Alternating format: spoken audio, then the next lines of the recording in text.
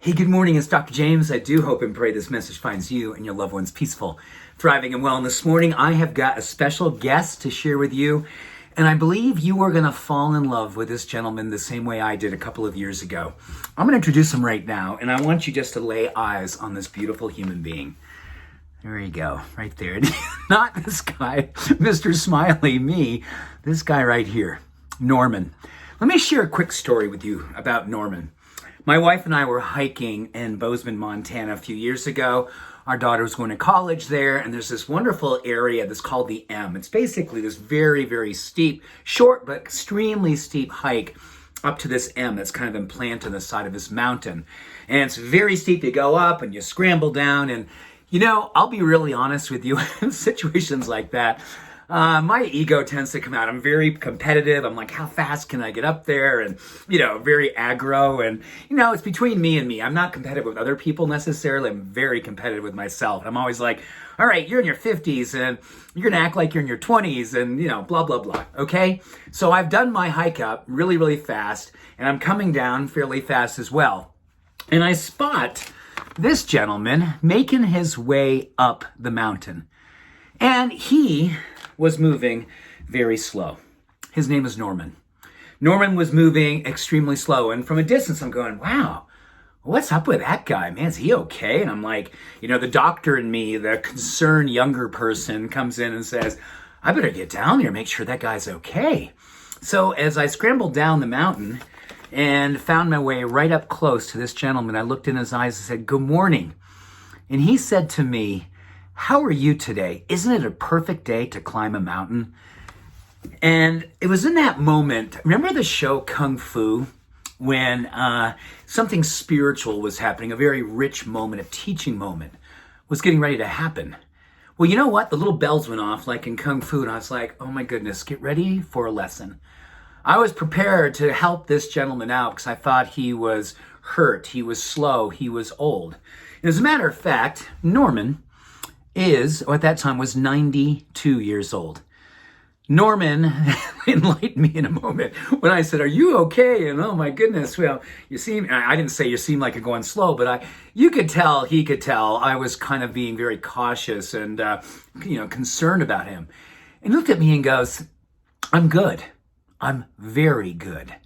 I climb this mountain every single day, and I haven't missed a day in nearly 50 years.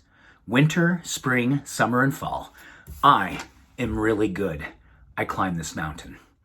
I go slow. I see everything.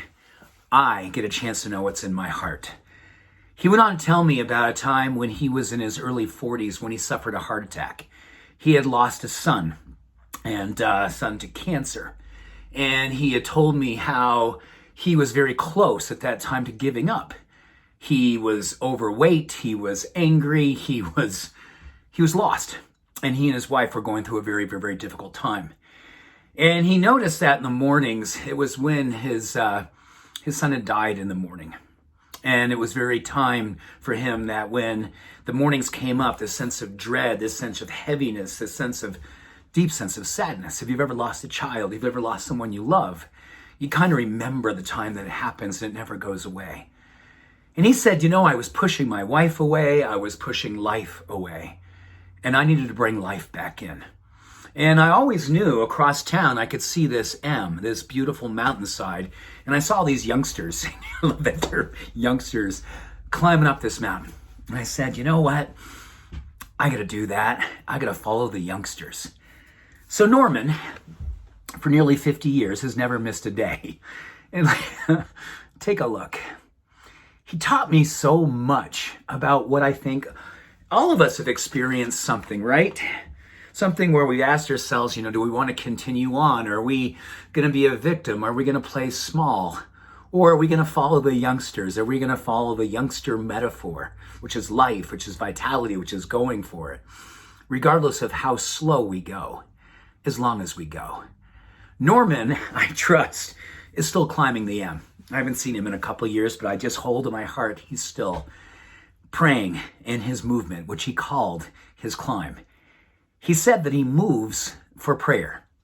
When he moves, it reminds him of his youngsters, most importantly, the one in which he lost. staying connected to the youthfulness, carrying it with him everywhere he goes. I think all of us could stop right now and think about a time in our life where we've re-engaged, or there's a time in our life right here and right now we need to re-engage. A little deeper, a little stronger, a little more youthful, a little more hopeful. So just let me leave you with this beautiful gentleman. Look in those beautiful eyes and see that smile. 92 years of being a youngster. 92 years of teaching whippersnappers, little whippersnappers like myself, what it means to be fully alive, on fire with passion, living, loving out loud. Thank you for letting me tell you a little bit about my friend Norman. I only knew him for about 10 minutes. That guy changed my life in 10 minutes. I love you. Much love. All blessings. Bye for now.